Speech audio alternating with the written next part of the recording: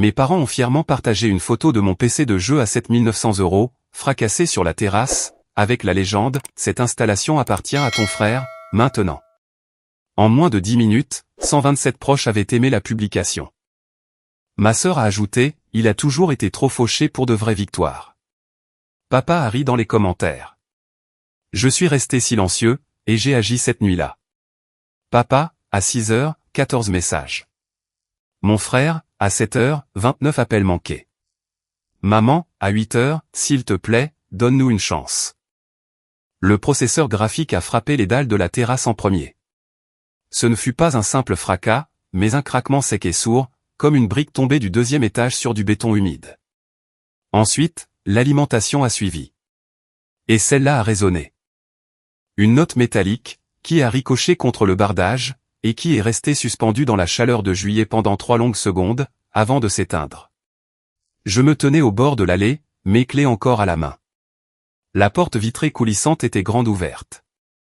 Mon père était adossé à l'encadrement, les bras croisés, avec une expression sur le visage que je n'avais vue qu'une seule fois auparavant, le jour où il m'avait dit que l'université était une perte de temps, et que j'aurais dû aller travailler à l'usine, comme lui.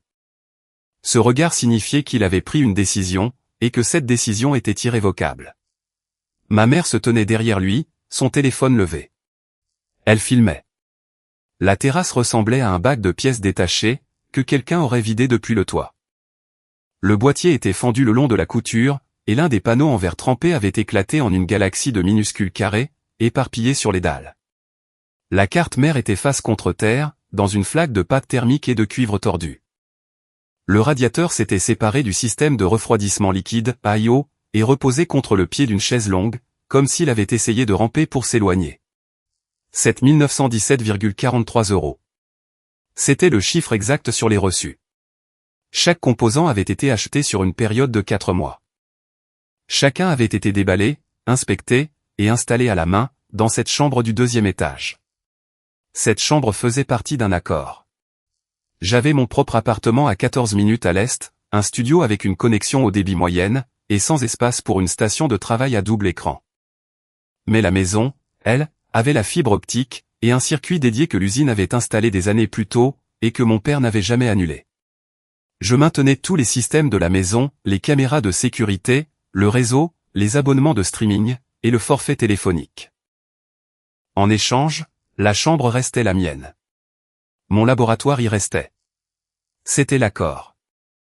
Personne ne l'avait mis par écrit, parce que personne ne pensait que c'était nécessaire. Mon frère, Cad, était assis sur la rambarde du Porsche, les pieds en l'air, faisant défiler l'écran de son téléphone.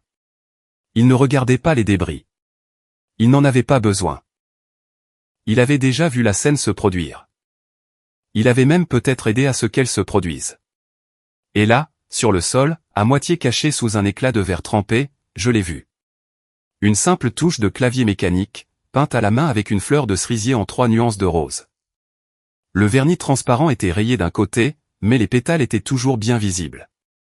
Ma grand-mère, Margaret, me l'avait offerte quand j'avais monté mon premier PC, à 15 ans. Elle était la seule personne de la famille, qui n'appelait pas ça jouer sur des ordinateurs. Elle appelait ça un vrai don. Elle est décédée il y a 18 mois, ne laissant rien derrière elle, si ce n'est cette touche, et le souvenir d'une femme qui croyait en un garçon que personne d'autre ne comprenait. Je me suis accroupi, et je l'ai ramassé. J'ai essuyé la poussière de verre avec mon pouce. Je l'ai glissé dans ma poche avant. Mon père m'a regardé faire. 27 ans, a-t-il dit. Il n'a pas haussé le ton. Il n'en avait jamais besoin. Pas de femme.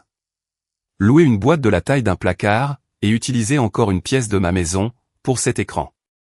7 900 € pour un jouet, alors que je n'ai pas travaillé depuis 3 ans. Il a incliné la tête vers Cad. Cad a besoin de cet espace pour une vraie entreprise. Pas pour ce que tu appelles et fixer du code en sous-vêtements en point. Il a regardé ma mère. Elle a baissé son téléphone. Il a posé son regard sur moi. J'ai élevé 2 fils. L'un d'eux a grandi. Ma mère n'a rien dit. Elle a juste hoché la tête, comme elle le faisait toujours, lorsque mon père rendait un verdict, comme si elle approuvait la météo. Cad a levé les yeux de son téléphone. Tu peux garder la touche, a-t-il dit. Il a souri. Pas d'un air cruel, juste avec insouciance. Ce qui était pire. Le reste m'appartient, maintenant. Je suis resté là, debout, pendant 4 secondes. Je les ai comptés. Puis, je me suis retourné, j'ai marché jusqu'à ma voiture, je me suis assis derrière le volant, et j'ai conduit 14 minutes jusqu'à mon appartement, sans allumer la radio. Je n'ai pas crié. Je n'ai pas discuté. Je ne leur ai pas donné un seul mot, qu'ils auraient pu utiliser plus tard, pour justifier ce qui s'est passé ensuite. Si vous êtes nouveau ici, bienvenue sur le coin Reddit, où de vraies personnes partagent ces moments de famille qui ont tout changé. Si ces histoires vous touchent, abonnez-vous et activez les notifications, pour n'en manquer aucune. Mon père a été licencié de l'usine de papier de Danton. Il y a 3 ans. Il avait 55 ans. L'usine supprimait les postes de superviseurs ayant plus de 20 ans d'ancienneté, parce que leur pension de retraite coûtait trop cher à maintenir. Il est rentré à la maison un jeudi, s'est assis à la table de la cuisine, et a dit à ma mère que l'indemnité de départ durerait 4 mois. Après ça, le paiement de la maison deviendrait un problème. Le paiement de la maison s'élevait à 1 400 € par mois. J'ai configuré le virement automatique, dès ce vendredi-là. De mon compte chèque, au gestionnaire de leur prêt hypothécaire. Le premier de chaque mois, sans aucun retard. J'avais 24 ans, et je travaillais comme analyste junior en cybersécurité chez Ouzéon Infosec, depuis 11 mois. Mon salaire était de 68 000 €. L'hypothèque engloutissait 20% de mon revenu net. Je ne me suis pas plaint. C'était la maison de mes parents. C'était la maison où j'avais grandi. C'était la maison où ma grand-mère avait peint cette touche de clavier, à la table de la cuisine, pendant que mon père lui disait qu'elle me gâtait avec des jouets. Margaret n'avait pas levé les yeux de son pinceau. Ce n'est pas un jouet, Dal. C'est la première pièce de quelque chose qu'il va construire. Il était sorti de la cuisine. Elle a terminé le dernier pétale, a soufflé dessus 2 fois, et me l'a tendu, avec de la peinture encore sur le bout des doigts. Ne laisse personne te dire à quoi servent tes mains, avait-elle dit. C'était il y a 12 ans. La peinture sur ses doigts est la dernière image que j'ai d'elle, qui ne soit pas une photographie. C'était le premier mois de l'hypothèque. Au 6e mois, je payais également le forfait téléphonique familial. 5 lignes, 380 € par mois. Au 10e mois, j'avais configuré l'internet de la maison, le système de caméras de sécurité, et 4 abonnements de streaming. Tous à mon nom, tous facturés sur ma carte. Le total s'élevait à 1 400 € pour l'hypothèque, 360 € pour les téléphones, et environ 560 € pour l'internet, la surveillance de sécurité, et le streaming combiné. 2 340 € par mois. Plus du tiers de mon revenu net, partait pour un foyer qui n'a jamais dit merci, pas même une seule fois. Au 14e mois, mon père n'avait toujours pas trouvé de nouveau travail, et mon frère cadet était venu me voir, avec une idée. Il voulait lancer une entreprise de dropshipping. Il avait regardé des vidéos. Il avait une liste de produits. Il avait juste besoin d'aide pour les trucs techniques. Les trucs techniques, c'était tout. J'ai enregistré le nom de domaine, à mon nom. J'ai créé la boutique sur une plateforme, liée à mon adresse email.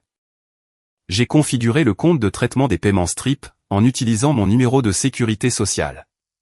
Parce que la cote de crédit de CAD était de 412, et aucun processeur ne voulait travailler avec lui.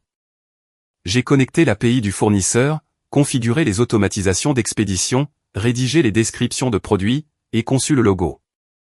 La contribution de CAD se limitait à choisir les produits, et à répondre aux messages privés des clients, quand il en avait envie. Ce qui représentait environ 3 jours par semaine.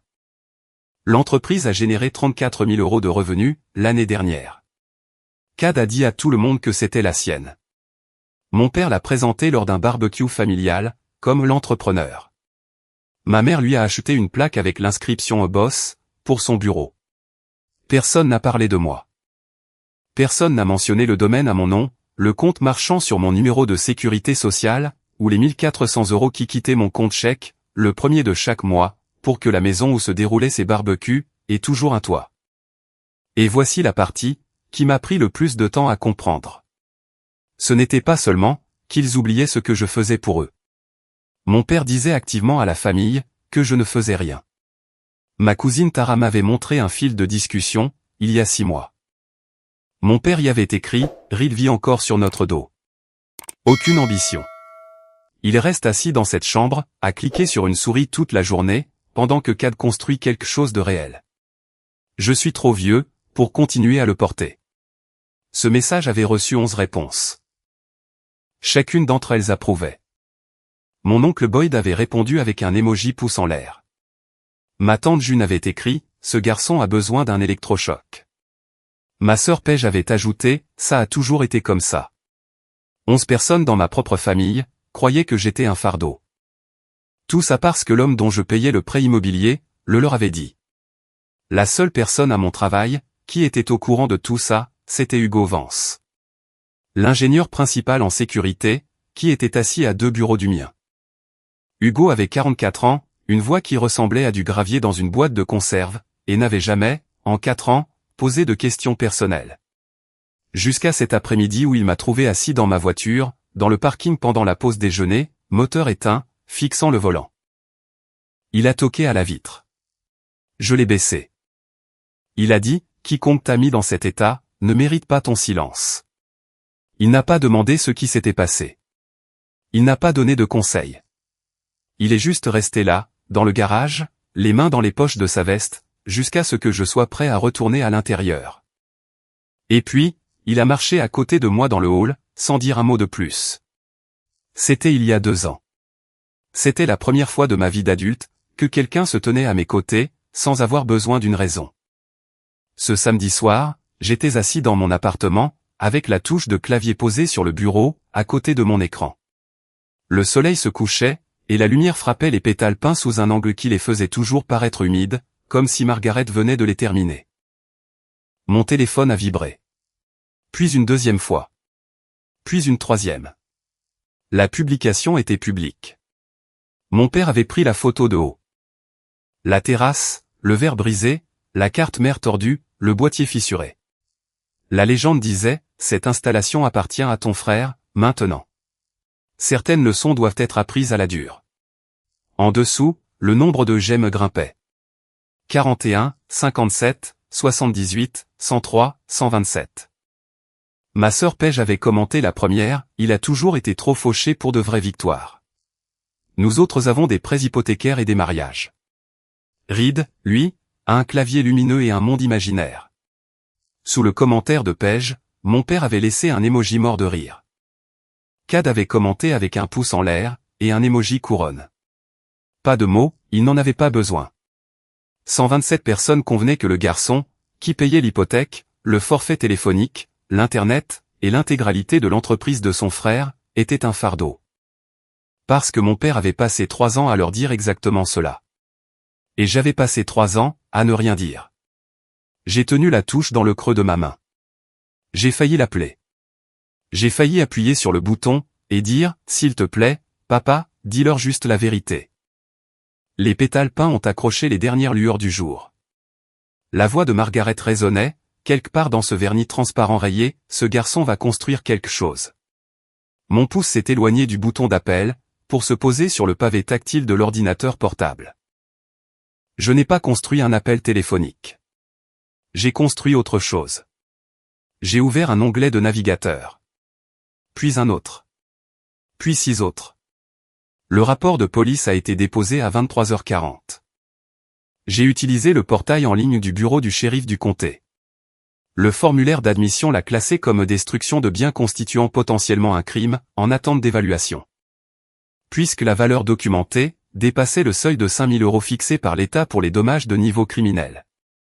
J'ai joint les reçus des composants, la capture d'écran du réseau social avec l'horodatage, et l'URL de mon compte cloud de caméra de sécurité. Ce dernier montrait 2 angles de mon père, portant le boîtier par la porte coulissante, et le laissant tomber à hauteur de poitrine, sur les dalles de la terrasse. La vidéo de ma mère était déjà sur Internet. Elle avait publié les preuves elle-même. À minuit 15, je me suis connecté au compte de l'opérateur téléphonique. 5 lignes, à mon nom, sur mon crédit. J'ai sélectionné les 5, et j'ai lancé l'annulation, effective au prochain cycle de facturation.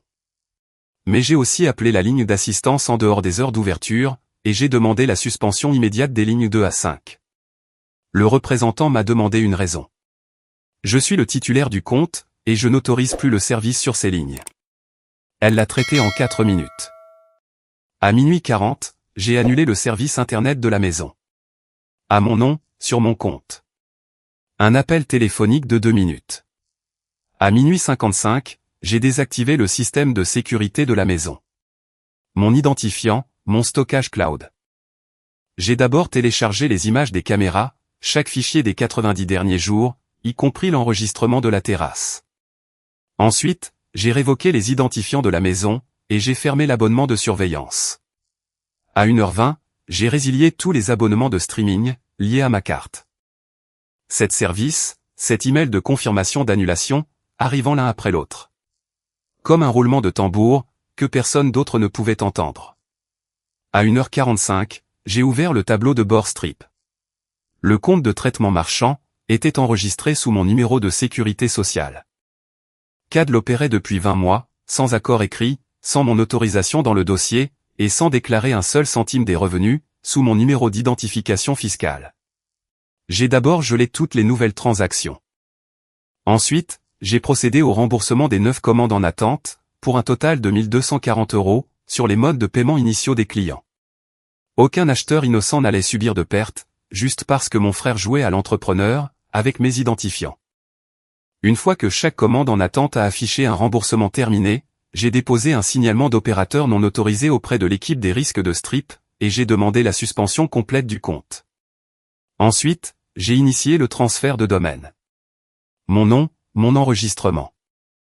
Je l'ai déplacé vers une page de stationnement. La boutique est devenue inactive. Le compte d'hébergement, qui était également le mien, a suivi. Demande de résiliation avec effet immédiat. À 2h30 du matin, j'ai ouvert le site web de l'IRS, le fisc américain. J'ai déposé une déclaration de revenus modifiée pour l'année d'imposition précédente. Mon père m'avait déclaré, comme étant à sa charge. J'avais gagné 74 000 € cette année-là. Je payais son hypothèque. Je n'étais pas à sa charge. J'ai déposé la correction, et j'ai joint une déclaration de litige concernant les personnes à charge, en soulignant les déclarations contradictoires. Puis, j'ai fait la même chose pour l'année d'avant. 2 années de déclarations contradictoires. L'IRS examinerait les 2 déclarations, et déciderait s'il s'agissait d'une erreur, ou d'une fausse déclaration. Dans un cas comme dans l'autre, les déclarations étaient signalées, et l'examen pourrait s'étendre à chaque déclaration, qu'il avait faite au cours des 6 dernières années. À 3h10, j'ai fermé l'ordinateur portable.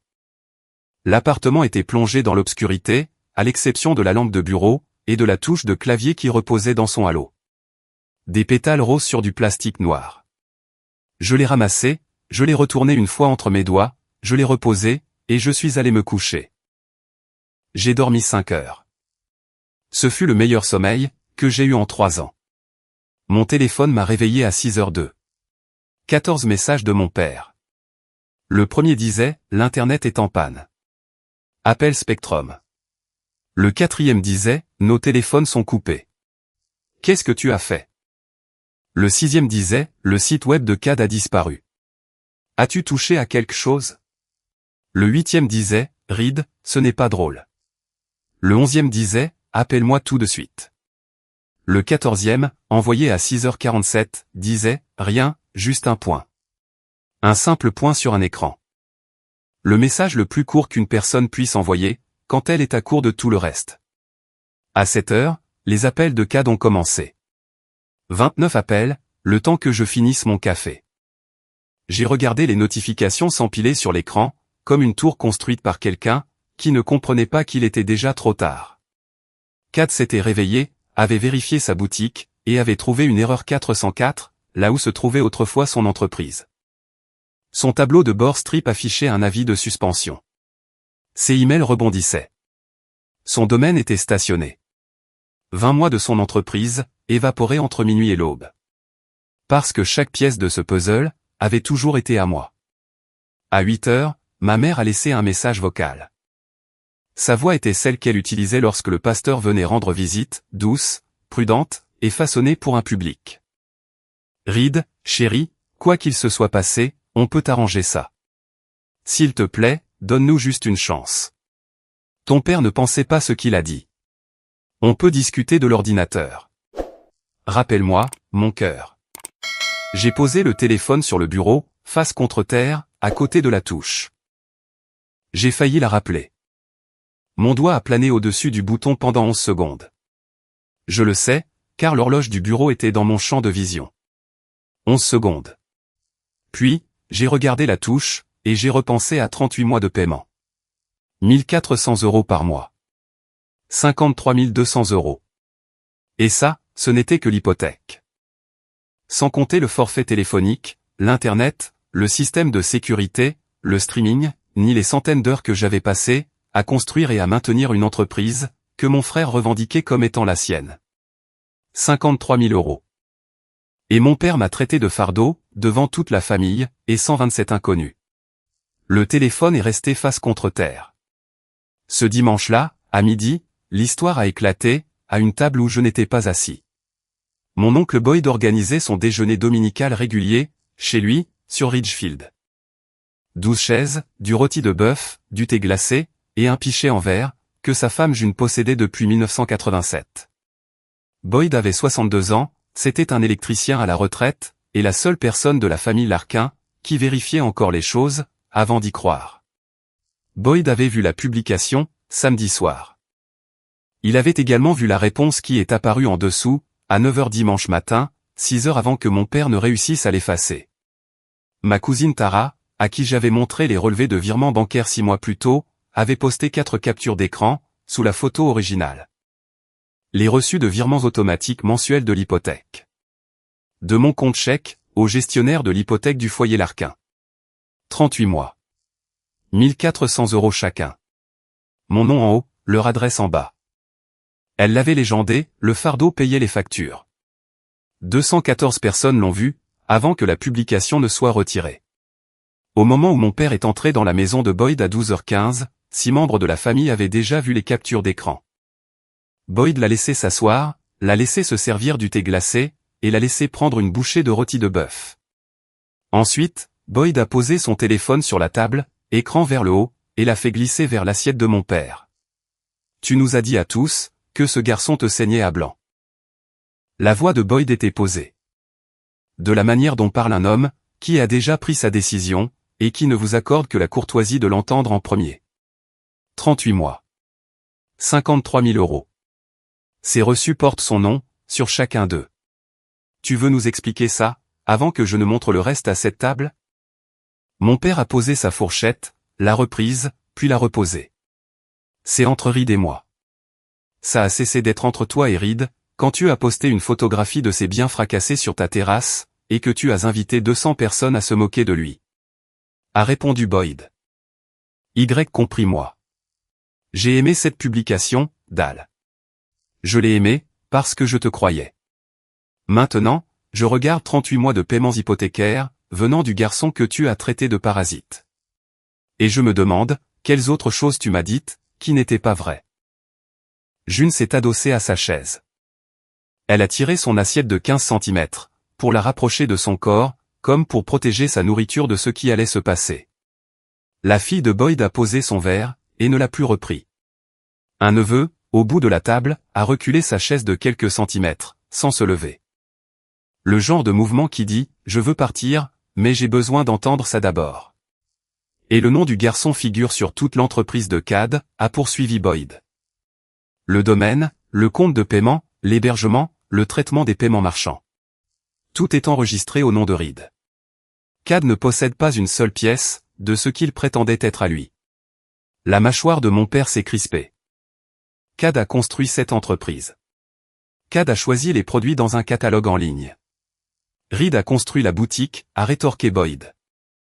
Il a enregistré les comptes, et a mis son numéro de sécurité sociale sur le processeur de paiement, parce que le crédit de CAD était trop bas pour être approuvé. Ce n'est pas l'entreprise de CAD. C'est l'infrastructure de Reed, avec le nom de CAD peint à la bombe sur la façade. Paige, qui avait conduit séparément et se tenait déjà près de la porte, son sac à main sur l'épaule, est parti sans la fermer. Son commentaire sur les claviers lumineux et les mondes imaginaires, était toujours visible dans les captures d'écran, qui circulaient dans les groupes de discussion de la famille. Même si la publication elle-même, avait été supprimée à 9 h 14. Les captures d'écran ne disparaissent pas, quand les publications le font. Mon père est resté assis, les deux mains à plat sur la table. Personne n'a pris de pain. Personne ne s'est resservi à boire.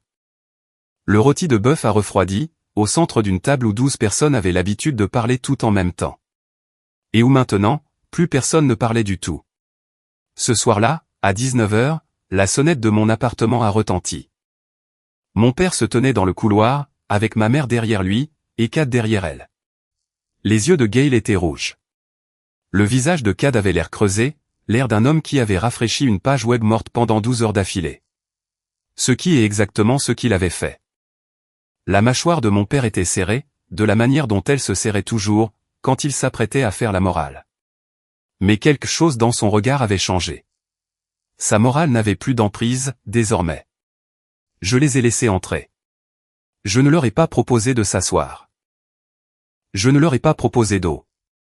Le comptoir de la cuisine était recouvert de 5 dossiers. J'avais tout imprimé le matin même, au magasin de fourniture de bureau du coin. Du papier propre, des étiquettes claires, pas de mise en scène.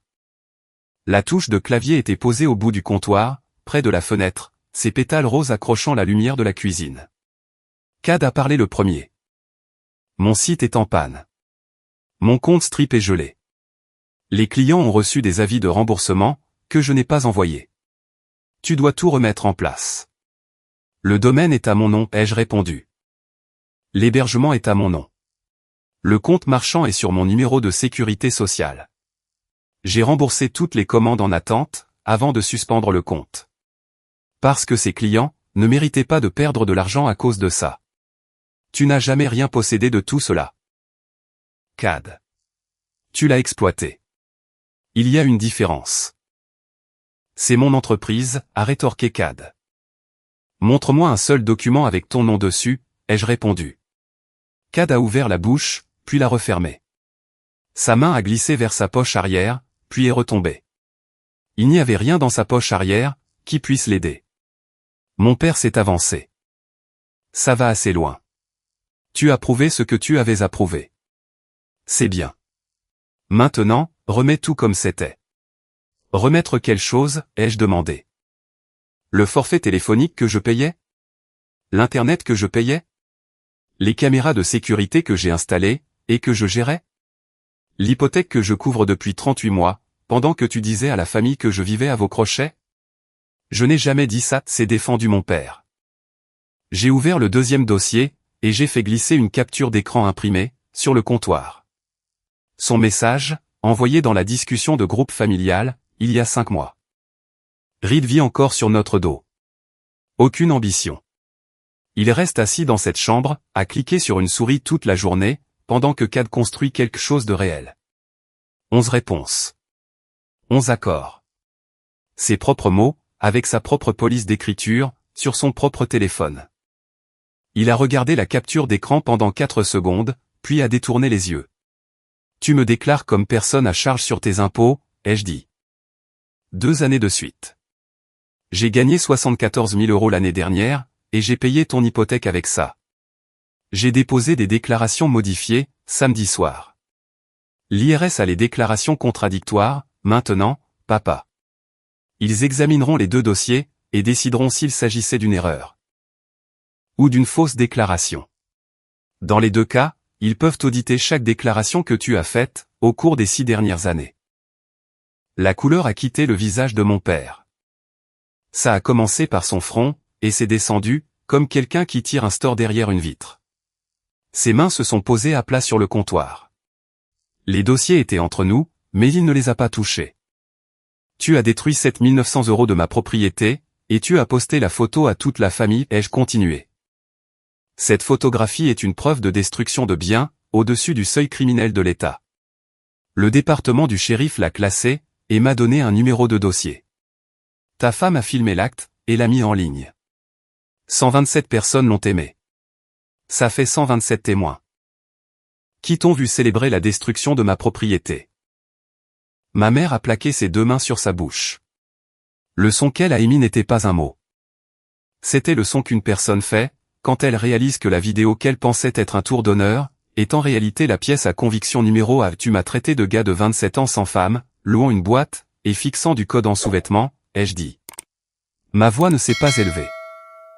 Ce n'était pas la peine. Tu as dit que tu avais élevé 2 fils, et qu'un seul avait grandi. Tu as dit ça du fils qui a payé ton hypothèque pendant 3 ans, qui a gardé tes téléphones connectés, qui a construit l'entreprise de ton autre fils à partir de rien, qui a installé tes caméras de sécurité, géré tes comptes, et qui n'a jamais demandé un seul merci. Tu as détruit la seule chose que je m'étais achetée pour moi-même, la seule chose dans cette maison qui était à moi. Et tu l'as affichée comme un trophée. Peux-je appeler ça un monde imaginaire? Maman l'a filmé. Comme un divertissement. Papa a ri dans les commentaires. C'est de la destruction de biens sur caméra. C'est l'utilisation non autorisée de mon identité, et de mes identifiants marchands. C'est une fausse déclaration de personne à charge. Sur des déclarations fiscales fédérales. Et pas un seul d'entre vous. Pas un seul, n'a prononcé le mot désolé au point. La pièce est restée immobile. Le réfrigérateur bourdonnait. Une voiture est passée sous la fenêtre. Le dos de Cad était contre le mur. Ses 2 mains étaient dans ses cheveux. Sa respiration était le bruit le plus fort dans l'appartement. La main de mon père a glissé vers sa poche arrière. Il en a sorti un carnet de chèques. Il l'a posé sur le comptoir à côté des dossiers, l'a ouvert sur un chèque vierge, et a attrapé un stylo dans le pot près de la cuisinière. Combien, a-t-il demandé. Sa voix s'était assourdie. Pour l'ordinateur. Je l'écris tout de suite. Fais juste arrêter les appels. Dis-moi le montant. Ma mère a levé les yeux. Pour la première fois, une lueur d'espoir a traversé son visage. Comme si un chèque pouvait fermer les dossiers. Comme si un chiffre pouvait combler 38 mois de silence. On peut s'arranger, a dit Gail depuis le canapé. On te remboursera tous les mois. Tout ce que tu voudras. Avec quoi, ai-je répondu. L'hypothèque que vous ne pouvez pas couvrir sans moi? Le forfait téléphonique que vous n'avez pas les moyens de payer seul? Je trouverai un travail, a lancé Cad depuis le mur. Sa voix a déraillé sur le 2e mot. Je vais reconstruire le site moi-même. Rends-moi juste le compte Strip. Le compte Strip est sur mon numéro de sécurité sociale, Cad. Il n'a jamais été à toi pour que tu le reprennes. Il n'a jamais été à toi, pour commencer. Alors aide-moi à en créer un nouveau, a supplié Cad. Non. Mon père a essayé un autre angle. Et la famille? Boyd le raconte à tout le monde. Tu veux que tout s'effondre pour un ordinateur? Rien ne s'est effondré pour un ordinateur, ai-je répondu. Tout s'est effondré, à cause d'un mensonge que tu as raconté pendant 3 ans. L'ordinateur, c'est la preuve. Le mensonge, c'est ce qui l'a cassé. Le genou gauche de mon père a fléchi, contre le bord du comptoir. Il s'est rattrapé d'une main. Le carnet de chèques a glissé en avant, et s'est arrêté contre le premier dossier. Sa bouche s'est ouverte une fois. Rien n'en est sorti. Ses épaules se sont affaissées lentement, comme un homme qui se prépare à encaisser un coup, qui a déjà porté. Sa main droite a lâché le stylo, et est restée pendante le long de son corps. Les doigts ouverts, comme s'il avait tenu quelque chose, qui venait de se dissoudre. J'ai regardé la touche sur le comptoir. Les pétales roses tournaient vers le plafond. La rayure tournait vers le mur. Tu as dit que je fixais du code en sous-vêtements. Tu as dit que Cad avait besoin de ma chambre, pour une vraie entreprise. Tu as détruit 7 900 € de ma propriété, dans une maison qui tenait debout grâce à mes chèques de paie. 7 900 €. Et tu n'as toujours pas dit désolé. J'ai posé la touche sur le comptoir, entre le carnet de chèques et les dossiers. Personne n'a touché ni l'un, ni l'autre. Je ne rappellerai personne, ai-je déclaré. Les virements hypothécaires sont annulés. Les lignes téléphoniques sont annulées. L'Internet est annulé. Le système de sécurité est désactivé. Le domaine, l'hébergement et le traitement des paiements de Cad sont résiliés. L'IRS a les déclarations modifiées. Le shérif a le numéro de dossier. C'est la dernière faveur, le dernier euro. La dernière fois que cette porte s'ouvre, pour l'un d'entre vous, sans invitation. Gail pleurait. Mais silencieusement. De la même façon qu'elle pleurait aux enterrements, en privé, comme si son chagrin avait besoin d'une permission, avant de pouvoir émettre un son. Cad n'avait pas bougé du mur. Ses yeux étaient rivés sur le document d'impression du transfert de domaine, dans le 3e dossier. Celui avec l'URL de sa boutique en haut, et mon nom sur chaque ligne en dessous. Ses lèvres ont bougé une fois, formant un mot qui aurait pu être « s'il te plaît ». Mais aucun son n'est sorti. Mon père a essayé une dernière fois. Ride. Sa voix était une version d'elle-même que je n'avais jamais entendue. Ta grand-mère n'aurait pas voulu ça. J'ai failli ouvrir la bouche. J'ai failli dire quelque chose de doux. La touche était sur le comptoir, et la voix de Margaret était dans la pièce. Pendant 2 secondes, le garçon qui avait construit son premier ordinateur à 15 ans, a voulu croire que son père demandait, et n'exigeait pas. Puis, j'ai regardé la capture d'écran du message, toujours face visible sur le comptoir, reste assis dans cette chambre, à cliquer sur une souris toute la journée. Margaret n'aurait pas voulu ça, non plus. N'utilise pas son nom, ai-je dit. Elle était la seule à croire en moi. Tu es sorti de la cuisine, le jour où elle a peint cette touche, parce que tu pensais qu'elle perdait son temps. Tu n'as pas le droit de la faire entrer dans cette pièce. Ils sont partis 9 minutes plus tard. Personne n'a dit au revoir. Mon père est sorti le dernier, et n'a pas fermé la porte derrière lui. Le carnet de chèques est resté sur mon comptoir, ouvert sur un chèque vierge, non signé. Je l'ai jeté dans le bac de recyclage, à 20 h, et j'ai lavé le comptoir avec du savon. J'ai déplacé la touche sur le rebord de la fenêtre, les pétales tournés vers l'est. Là où la lumière du matin les trouverait en premier. Le lundi matin, à 9 h 15, je suis entré dans le bureau de Willow Odom, chez Yon Infosec. J'ai déposé un rapport officiel d'incident de poste de travail. L'ordinateur avait été configuré, pour accéder à l'environnement de bureau virtuel crypté de l'entreprise, pour des travaux de test de pénétration supplémentaires. Aucune donnée client n'était stockée localement, mais la machine contenait des identifiants VDI enregistrés, et des jetons de session en cache. La destruction de tout poste de travail, disposant d'un accès actif à l'entreprise, déclenchait un examen obligatoire de l'incident, selon la politique de traitement des données de Yon. Willow a écouté, a pris des notes, et a prononcé 4 mots, le service juridique gère ça. Mardi après-midi, mon père a reçu une lettre sur du papier à en-tête de l'entreprise Yon Infosec. Elle était adressée à Dallaire Larkin. Elle demandait un compte-rendu écrit, des circonstances entourant la destruction. Une confirmation qu'aucune personne non autorisée n'avait accédé aux identifiants stockés sur la machine, avant sa destruction. Et une garantie de coopération, avec le processus d'examen de l'entreprise. Elle précisait que tout défaut de réponse dans les 14 jours ouvrables, entraînerait la saisine d'un conseiller juridique externe. Mon père n'avait jamais reçu de lettre juridique d'une entreprise, de sa vie. Il m'a appelé 6 fois ce soir-là. Je n'ai pas décroché. Il a appelé la ligne directe du bureau d'Hugo, mercredi. Il a, d'une manière ou d'une autre, obtenu le numéro, à partir d'un annuaire de l'entreprise. Hugo a écouté pendant 12 secondes, et a dit, « Monsieur, je ne suis pas autorisé à discuter des questions relatives au personnel. Vous devrez répondre à la lettre. » Puis, il a raccroché, s'est approché de mon bureau, et a posé un café. « Ton vieux vient de m'appeler » a-t-il dit. Il a la voix d'un homme qui vient de découvrir que les murs n'étaient pas fournis avec la maison. Il est retourné travailler. Le même jour, mon avocate, Vera Solu, a envoyé une mise en demeure officielle à mon père. Pour les fausses déclarations financières répétées, qu'il avait distribuées à la famille élargie, au cours des 3 dernières années. À savoir, que j'étais à sa charge, que je ne contribuais à rien, qu'il me soutenait financièrement. Chaque affirmation était directement réfutable, par des relevés bancaires, des déclarations de revenus et des relevés de comptes. La lettre exigeait une rétractation immédiate, et la cessation de toute autre déclaration diffamatoire.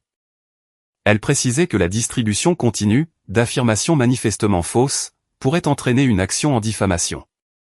La semaine s'est effondrée dans 3 directions. L'entreprise de CAD était terminée. Le domaine reposait sur une page de stationnement. Son compte Strip restait suspendu, dans l'attente de l'examen pour opérateurs non autorisés. Les 9 commandes en attente avaient été remboursées avant la suspension, donc aucun client n'a perdu d'argent. Mais la réputation commerciale de CAD était détruite. 2 fournisseurs ont envoyé un email, pour demander pourquoi leur connexion API avait été coupée.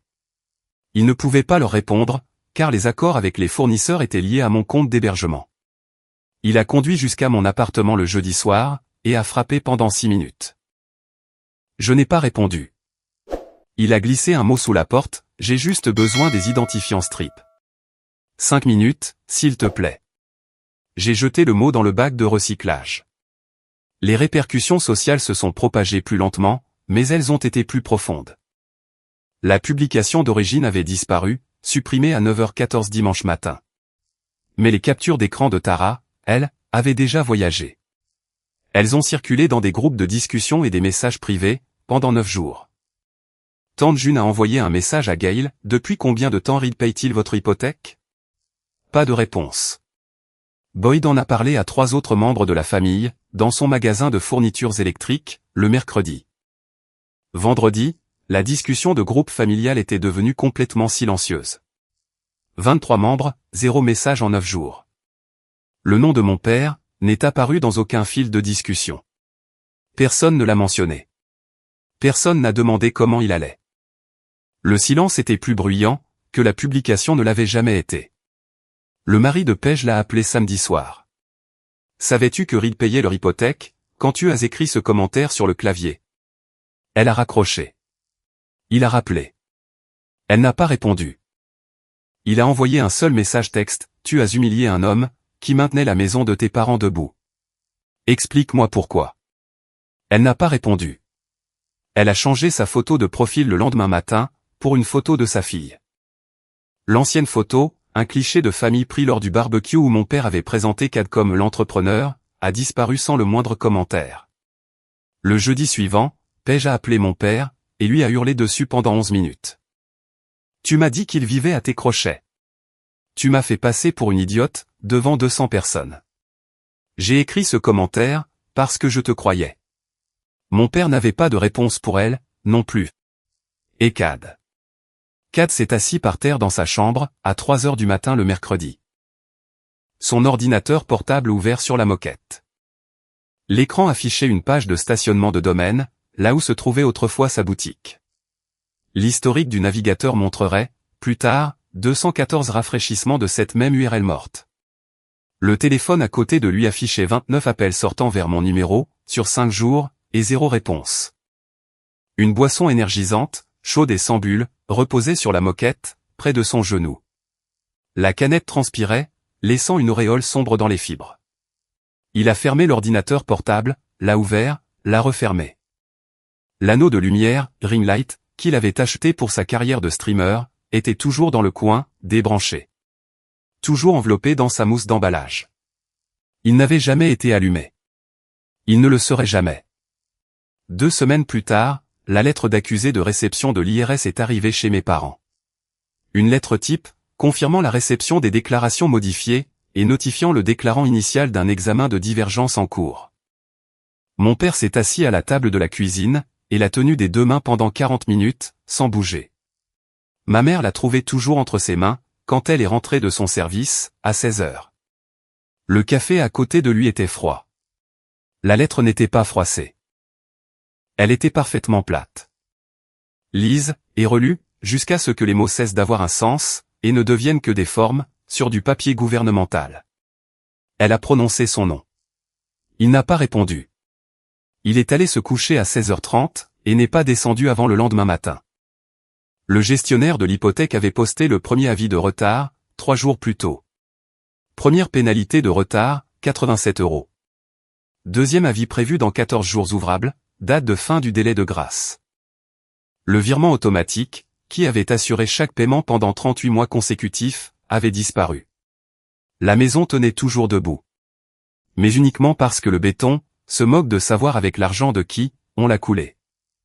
Si vous m'avez écouté jusqu'ici, vous savez que le coin Reddit est l'endroit où de vraies histoires trouvent leur voie. Laissez un commentaire, si celle-ci vous a marqué. Partagez-la, avec quelqu'un qui a besoin de l'entendre. Et puis, nous sommes arrivés au mois d'août. Un vendredi soir. Mon appartement semblait différent, maintenant. Pas les meubles, pas l'agencement. Rien qu'une photographie puisse capturer. La différence résidait dans ce qui n'en sortait plus. Pas de virements automatiques. Pas de facture d'opérateur. Pas de facture d'hébergement. Pas de frais de streaming, pour des comptes que je ne regardais jamais. Le loyer était de 910 € par mois. Le nom sur le bail était le mien. Le verrou se fermait de l'intérieur, et j'étais le seul à posséder la clé. La nouvelle configuration siégeait sur le bureau, face à la fenêtre. Pas de 7 900 € cette fois. 3 200 €. Un boîtier modeste, une gestion des câbles propres. Un seul écran au lieu de 2. Mais les composants étaient à moi. Chacun d'entre eux avait été sélectionné, installé et testé, exactement comme je le faisais depuis l'âge de 15 ans. Dans une cuisine où une femme avec de la peinture sur les doigts, m'avait dit que j'avais un vrai don. La touche fleur de cerisier trônait sur la touche échappe. La rayure tournait vers le mur, les pétales peints tournaient vers la pièce. Le vernis transparent avait légèrement jauni, dans le mois qui avait suivi l'incident sur la terrasse. Mais les 3 nuances de rose accrochaient toujours la lumière, quand le soleil entrait par la fenêtre sous cet angle. De la même manière qu'elle l'avait accroché sur chaque configuration, depuis la toute première. 5 kilomètres plus au sud, une maison se dressait. Sans internet. Sans caméra de sécurité. Sans service téléphonique. Et avec un paiement hypothécaire en retard de 14 jours. Une boutique, qui générait autrefois 34 000 € par an, n'affichait plus rien d'autre qu'une page de stationnement de registraire. Une lettre de mise en demeure, reposait à côté d'un avis de l'IRS, sur la même table de cuisine. Un carnet de chèques gisait dans un bac de recyclage, dans un appartement que son propriétaire ne visiterait jamais. Et une discussion de groupe familial de 23 membres, n'avait pas produit un seul message depuis 16 jours. La sonnette a retenti. Hugo se tenait dans le couloir, avec un pack de 6 bières dans une main, et une carte graphique d'occasion dans un sac antistatique, dans l'autre. Taxe de pendaison de crémaillère, a-t-il lancé. Il est passé devant moi, a posé la bière sur le comptoir, et a regardé l'installation sur le bureau. Il a hoché la tête une fois, de la même façon qu'il le faisait quand un audit de sécurité revenait propre. Bonne gestion des câbles, a-t-il dit. Je lui ai tendu un décapsuleur. La pièce était petite. Les murs étaient fins. Le parking à l'extérieur sentait juillet, qui laissait place à août. Mais l'ordinateur ronronnait sur le bureau, et la touche reposait sur la touche échappe. Hugo a tiré la seule autre chaise de l'appartement, a ouvert une bière et a dit, « Alors, tu veux entendre l'histoire du client, qui a essayé de faire de l'ingénierie sociale sur notre réceptionniste, avec une fausse livraison de pizza. » Je me suis assis. La pièce était à moi. Le silence entre les histoires était à moi. La porte se verrouillait de l'intérieur, et ne s'ouvrait que lorsque je tournais la clé. La terrasse de mon père était à 5 kilomètres au sud, et 27 ans derrière moi. Une étendue de dalles, où une machine à 7 000 € avait été fracassée. Par un homme qui croyait pouvoir détruire, ce qu'il était incapable de comprendre. La touche a accroché les dernières lueurs du jour. Des pétales roses sur du plastique noir. La main d'une grand-mère dans une cuisine, qui sentait l'acrylique et la patience. Peignant quelque chose de petit, pour un garçon en qui elle avait cru. Bien avant que quiconque ne pense même à essayer. Elle avait raison. Il a construit quelque chose. Pas la machine. Pas les paiements hypothécaires, que personne ne remarquait. Quelque chose de plus petit, et de plus difficile à briser. Une chambre avec une seule clé. Un bureau, avec une égratignure qui racontait une histoire. Une porte qui s'ouvrait pour les gens qui frappaient, et qui restait fermée pour les gens qui ne le faisaient pas. Merci d'avoir écouté Le Coin Reddit. Si cette histoire vous a touché, abonnez-vous et laissez un commentaire. Chaque histoire ici est vraie, et chaque voix mérite d'être entendue.